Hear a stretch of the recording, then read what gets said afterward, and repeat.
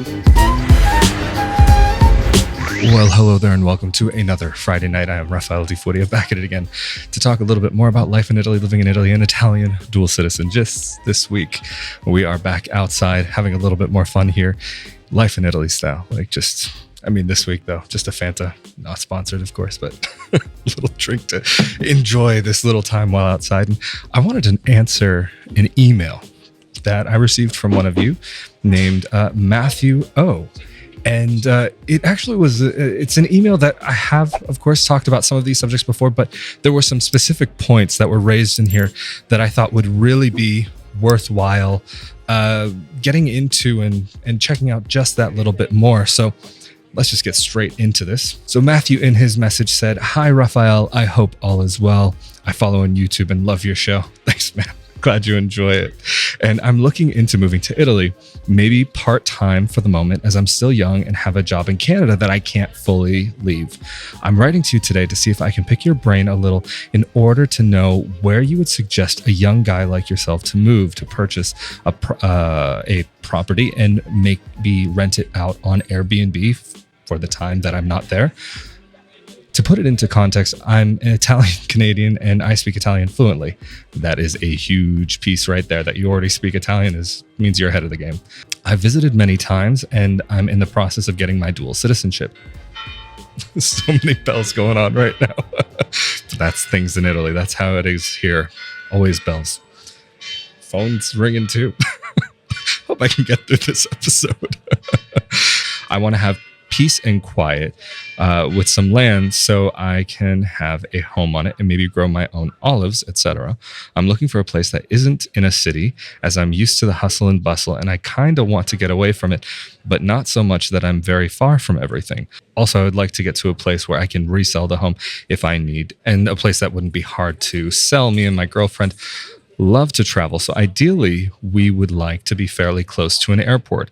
I'm looking forward to hearing back from you and watching your next video.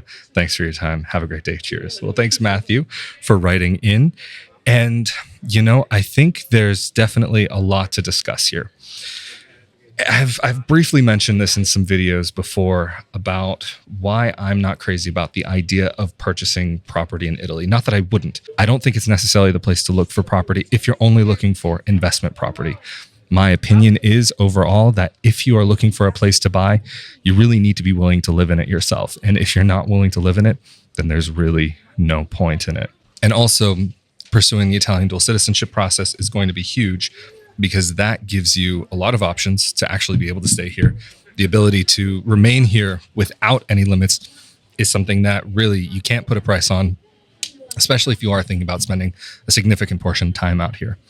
But when we're talking about purchasing a property that you can have some space and be away from the hustle and bustle and flip, I think there's maybe one of those things that you might want to take off of that list, because it's difficult to find them all within the same property.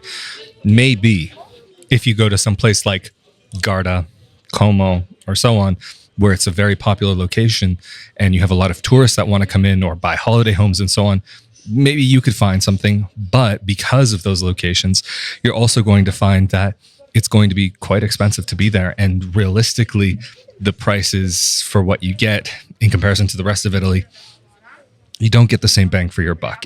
If you want to get like a really great property for like a really great price, then you need to kind of think about it in a different perspective, because buying property in North America, like US and Canada, there's just a different mentality when it comes to where you live and how you live there, and also the properties themselves.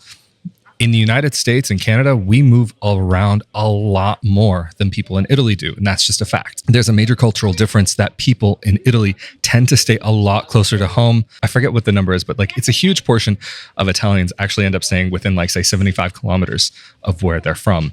And yeah, there are people who do leave the country. There are people who do leave the part of the country that they're from, going from south to north. But generally speaking, Italians don't move around a lot. Maybe like you go to college in a different city and you might settle out there, or maybe you go to college, you meet somebody, get married, and then you settle out where that other person is. But in the United States, we'll be moving every year, every 2 years, every 3 years. And that kind of leads to a market that is a little bit more fluid. And here in Italy, there's definitely a problem in a lot of places where there are a lot of homes that just sit around. They don't move. They just are there. And so right now, especially during COVID and after COVID, or during what we're still going through, the problem is that I can say I've heard of a lot more situations where people have had properties sitting and have been willing to negotiate them really far down, like huge amounts. And that's not something that's uncommon in Italy to begin with, to negotiate what you're doing. It's almost seems to be an expected part of the process here, but like really negotiating. And there have been places where I've heard of maybe 25% of the list price, or maybe even more, was taken off just because the property had been sitting around for a long time and they couldn't sell it. They couldn't do anything with it. And especially once you get further out from the cities, you're going to have a little bit more of a difficult time. Also, I feel as though that maybe in North America, we very often have this sentiment, this feeling that we want to get away from the city and get out into the countryside or into the suburbs, especially when we're at that point of maybe thinking about having a family or settling down. And here in Italy, yeah, there is that sense, but you also do want to consider that many Italians want to move into a city, or to the desirable thing is to really be in the center of a city. So to get one of those properties that really might be easier to sell, I would assume would be closer to a center of a city in a more desirable neighborhood. Not every neighborhood, of course, and probably not the neighborhoods directly around the train stations. Those are probably going to be some of the places where you might find, yeah, prices may be better, but there's going to be a reason for it. And generally speaking, in Italy, if the prices are very low, there's a very good reason for it. But yes, there are some cities where maybe you might be able to get a balcony. Of course, it'll come with a cost, but you'll be able to get a balcony and maybe have a small little mini garden. It might not be that big garden you might be dreaming of, but this is something that does exist and is possible to do.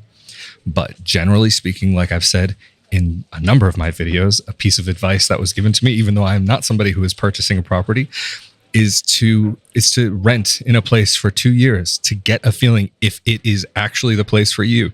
See if it's a place where you could actually see yourself living and spending that time there. And then also, when we're thinking about even this, the question that came up about renting it out as an Airbnb, I feel as though there are a lot of people that end up contacting me saying that, hey, I want to do an Airbnb. How do I do that? I think it's going to be a great business and this and that and the other.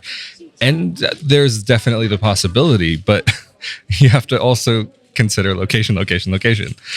And for any type of tourism place that a person is going to be looking for, a touristic hotel or a place to stay, they're going to be looking for something that is probably convenient to stay in. Yeah, of course, there are the Airbnb experiences and the places that are far out because people are looking for that experience far out. But also there's the complication on top of, if you're not here, you need to make sure that you have somebody that you can trust to leave that property with and take care of it. A proper property management company or so on. And to find that's going to end up eating a lot of the costs of an Airbnb. Because yes, some of these places you could probably get a fair amount for per night, but realistically speaking, what you actually end up getting from that, and especially with what we've been going through for the past year and a half, are you really going to be able to pull out enough that it would really make it worth it? Or is it just going to kind of maybe cover the costs, or just less than break even? Maybe in a place like Tuscany, where it's a more well-known location amongst Americans, Germans, and basically anybody from anywhere around the world for that kind of a getaway in the hills, maybe there might be something there. But I think generally speaking, that would be a little bit tricky. There are tons of people who are interested in doing these sorts of things. So you're also not going to be the only one who has this idea of, maybe I'll buy that place out in a village someplace. And so it's not like there's not going to be competition. Am I saying you shouldn't do it? No, I'm just saying that I personally wouldn't do it. I think that there's some very good reasons why not to. And many of those that I talked about already, some of those I'll probably talk about in other videos. But in Italy, if you're really wanting to get the best value for your money, you really need to be in a place where you can actually enjoy it. and spend your time there.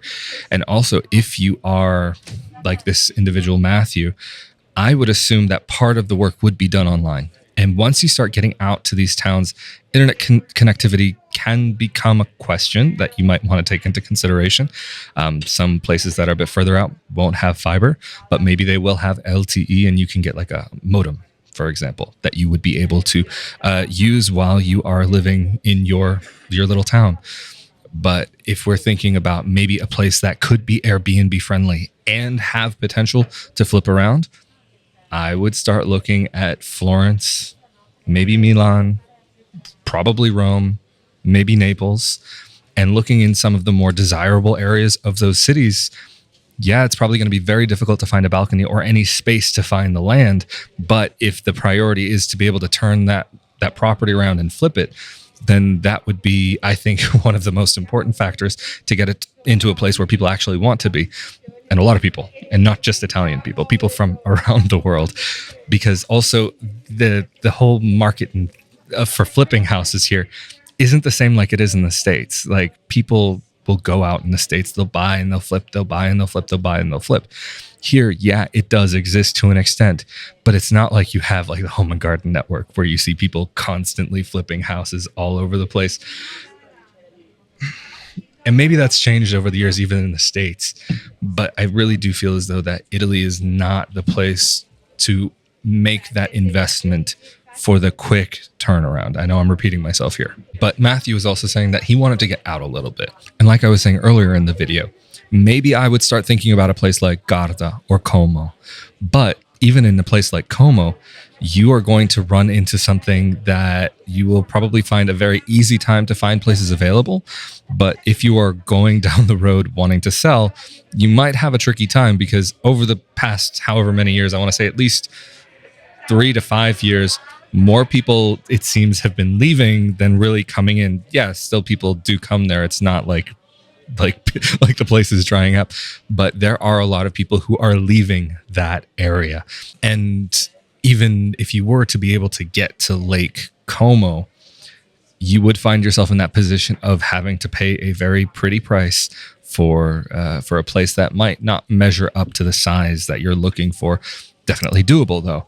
But if you go to one of these places, then you do have access to a small, cute town where things aren't as hustling and bustling, but you can still get to a cafe or a restaurant and beautiful scenery, beautiful views.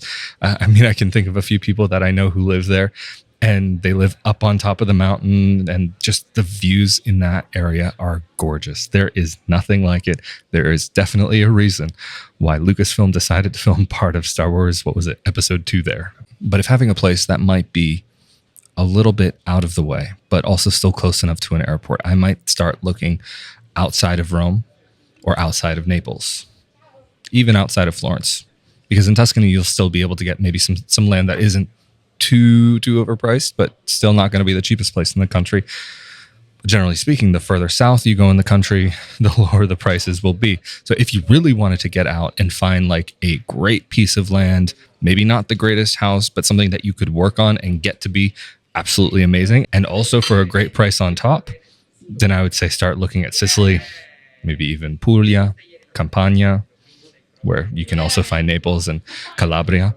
But if you even start thinking about, say, Sicily, yeah, there are airports there, and you might be able to get your flights and in and out and have that access to the island. But let's see, because there is, I will say at this point in time, I would be very cautious of really anything, because we don't know what the next few years are going to look like, especially say there's some new strain that's found or some new bug that's found.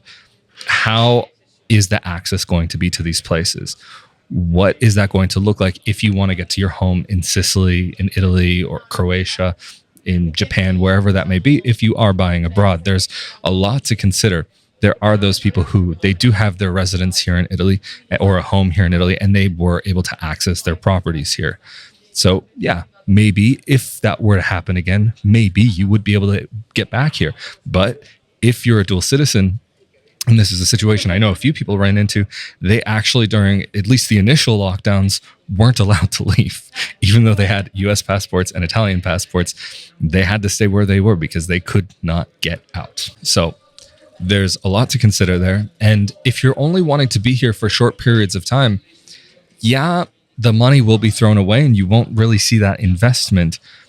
But if it's maybe a few months here and there, or a couple weeks here and there, once a year, twice a year, maybe it wouldn't be the worst to actually just rent a holiday home while you're here. I mean, even if you go to Puglia, you can get a huge holiday place for very low prices in comparison to many other places around the world, even in comparison to northern Italy. Some of the prices down there, ridiculous.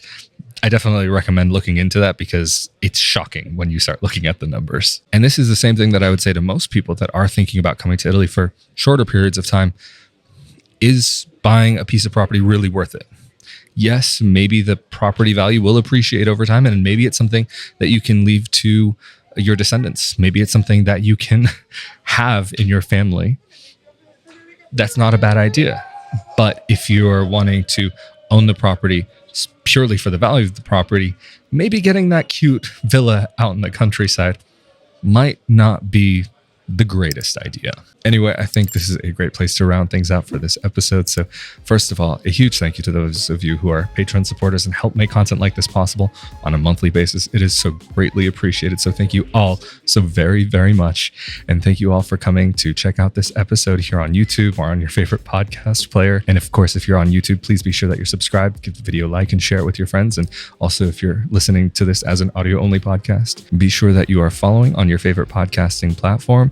Or if you're on Apple Podcasts, be sure to leave a written review. If you found any of these episodes helpful or you enjoyed them, be sure to let me know. Anyway, as always, thank you for joining me for another Friday night, even though it isn't quite nighttime here yet. Have a great one. Stay safe, stay healthy. I'm Rafael di Furia, of course, as always, and I'll see y'all next time. Later.